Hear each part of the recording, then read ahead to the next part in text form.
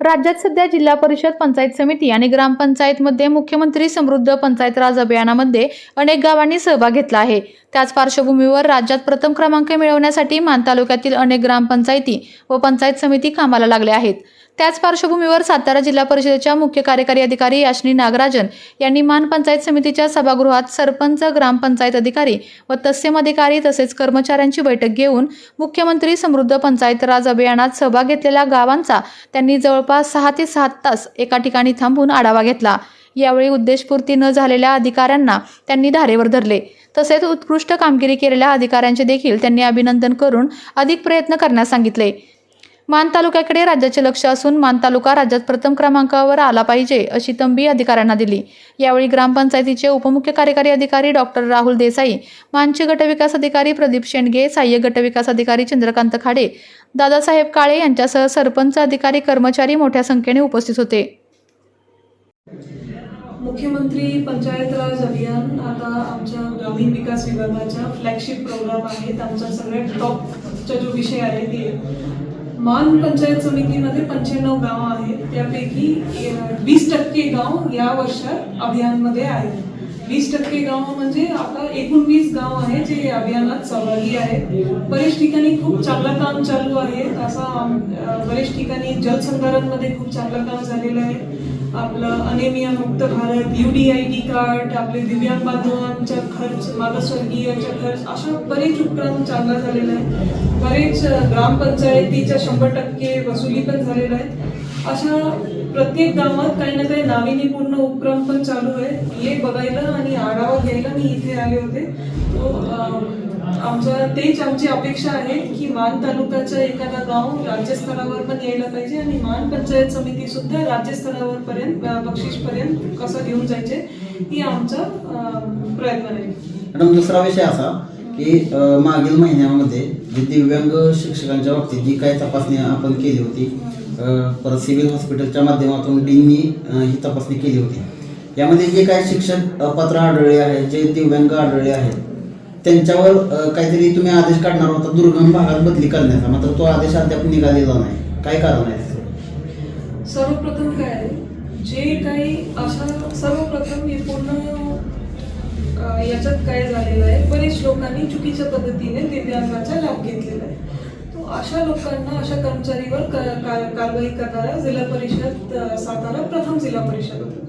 तर याच्यात जे कोणी पण याचा लाभ चुकीच्या पद्धतीने घेतलेला आहे त्याचा आपण लाभ काढून घेतलेला आहोत. आणि त्याचं पुढचं नियोजन जे आहे, तुम्हाला माहीत आहे की विषय ऑलरेडी न्यायालयामध्ये आहे आणि पुढच्या वरिष्ठ कार्यालयाचा परवानगी घेऊन आम्ही पुढची कारवाई करणार आहोत. पण आम्ही फक्त त्याचे लाभ काढण्यापेक्षाही पर्यंतच आम्ही मर्यादित राहिलो नाही. त्यांचा जो दिव्यांग सर्टिफिकेट होता, डिसेबिलिटी सर्टिफिकेट होतं, जो UDID होतं, खोटा होता अशा आमच्या तपासणीमध्ये आढळून आलेलं आहे. तो सर्टिफिकेट पण कॅन्सलेशनसाठी आम्ही आरोग्य विभागासोबत पाठपुरावा करत आहोत. याच्यात बघा 3-4 विभागाचा आणि अजून न्यायालयीन पण विषय आहेत आणि 3-4 विभागाचं म्हणजे कन्व्हर्जन्समध्ये काम करायचं आहे. तो आणि पहिल्यांदा आहे, आम्ही पहिला जिल्हा आहोत. तर याच्यासाठी हे थोडा तुम्हाला असं डिले वाटत असेल, पण आमचं नियोजन पक्की आहेत आणि आम्ही परवानगीसाठी पण पूर्ण अप्लाय केलेलं आहे. आता सध्या मान तालुक्यातील एकूण 6 शिक्षक काहीतरी अपात्र आहेत. त्यामध्ये जे खरोखर दिव्यांग आहेत त्यामध्ये काहीतरी 1-2 शिक्षक खरोखर दिव्यांग आहेत, मात्र त्यांची नावं अपात्र यादीत आहेत. आणि मान तालुक्यातीलच अनेक असे कित्येक शिक्षक आहेत त्यांची नावं मात्र त्या यादीत दिसत नाहीत. एकूण 77 लोकांची यादी काहीतरी आयुक्तांकडं चौकशीसाठी असल्याचं आपलं समजतंय. त्यामुळं जे त्या यादीत नाहीत आहे, जे खरंच त्यांनी अशा चुकीच्या पद्धतीनं लाभ घेतलेला आहे मात्र ते यादीत नाही, त्यांच्यावर काय कारवाई करणार आहे तुम्ही? तुमच्या प्रश्नाच्या 2 पार्ट आहेत. सर्वप्रथम जे तुम्ही म्हणतात की खरोखर दिव्यांग आहेत पण त्याच्या काय यादीमध्ये नाव आहे पण अपात्र. सर्वप्रथम याच्या 2 गोष्टी आहेत. तुम्हाला दिव्यांगाचा जर लाभ घ्यायचा असेल तर ॲज पर डिसेबिलिटीज ॲक्ट 2016 तुमचं 40% डिसेबल व्हायला पाहिजे. असं नाही की मी 10% आहे, बघा मी दिव्यांग आहे तरी पण मला लाभ पूर्ण द्या, असंही होत नाही. बरेच लोक आहेत ते 40%चा जो आहे ती मर्यादा मी ठेवलेली नाही, एक तांत्रिक संघटनाने ठेवलेलं आहे आणि कानून आहे, ठीक आहे, जो आम्हाला पालन करायचं आहे. तर कोणाला पण जर असं वाटत असेल की काहीच हे झालेलं आहे, चुकीचं झालेलं आहे, तर ते अपील करू शकतात, ठीक आहे. तो पर्याय त्यांच्याकडे आहे, ठीक आहे. हे झाला एक विषय. दुसरं आहे तुमच्या हे जो विषय आहे काय म्हणतात अजून पण कर्मचारी आहेत हो बरोबर असू शकतात ठीक आहे. आता आपण काय केले होते मी परत सांगते आम्ही प्रथम संस्था शासकीय यंत्रणा आहोत ज्यांनी हे कारवाई केलेली आहे. कशामुळे केले होते कारण आम्हाला बदलीच्या जेव्हा आपण तपासणी करत होतो कागदपत्राच्या तेव्हा बरेच मात्राचा असा दिव्यांगाचा असा लाभ घेतानाच कर्मचारी दिसत होते. पण आता RDD ग्रामीण विभागाच्या पण आणि समाज कल्याण दिव्यांग कल्याण विभागाच्या पण एक पत्र आलेलं आहे की 100% शासकीय कर्मचारीची तपासणी करायची आहे.